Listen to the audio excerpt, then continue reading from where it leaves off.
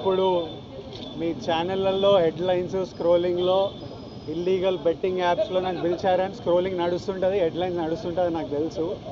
కానీ ఫస్ట్ దాన్ని gaming apps clarification గురించి విజయ్ దేవరకొండని పిలిచారు అని ఫస్ట్ ఆ హెడ్లైన్ మీరు నా గురించి మార్చాలి. ఎందుకంటే బెట్టింగ్ యాప్స్ ఇన్వెస్టిగేషన్ తప్పకుండా నడుస్తుంది. కానీ మనని పిలిచింది వాళ్ళకు కూడా తెలియదు మన పేరు ఎందుకు వచ్చిందో. బట్ మన పేరు వచ్చినందుకు వాళ్ళు వెరిఫికేషన్ చేసుకొని వాళ్ళు డెలిజెన్స్ తీసుకోవాలి. మనం చేసింది గేమింగ్ యాప్స్కి ఎండోర్స్మెంట్. గేమింగ్ యాప్కి బెట్టింగ్ యాప్కి అసలు సంబంధమే లేదు.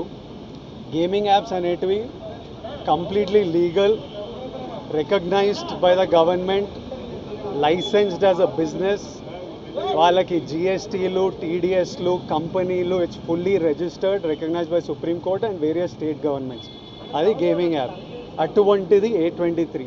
ఇప్పుడు క్విక్గా డౌట్ ఉన్న వాళ్ళకి క్విక్గా మీరు గూగుల్లోకి వెళ్ళి టాప్ గేమింగ్ యాప్స్ అని కొడితే కొన్ని వస్తాయి. A23తో సహా My11 Circle, Dream11, NPL, జుపీ ఇట్లాంటివి కొన్ని వస్తాయి.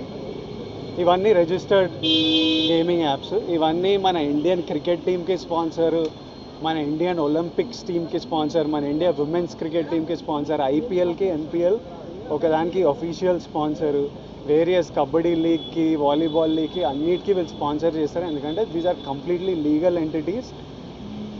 ఇండియన్ ఒలింపిక్స్ టీమ్కి స్పాన్సర్ చేయాలంటే లీగల్ ఉండాలా వద్దా? సో ఫస్ట్ ఆఫ్ ఆల్ ఈ గేమింగ్ యాప్స్ని, ఇల్లీగల్ బెట్టింగ్ యాప్స్ని మీరు సపరేట్ చేయాలి. అది జర్నలిస్ట్గా మీ రెస్పాన్సిబిలిటీ. నా మీద మీకు ఆ రెస్పాన్సిబిలిటీ ఉండాలని కోరుకున్నా. కానీ మన పేరు వచ్చింది కాబట్టి కొన్ని క్లారిఫికేషన్స్ అడిగారు. ఆ clarification account details, transaction details ఏంటి ఆ కంపెనీ అవన్నీ పంపించేసినాము.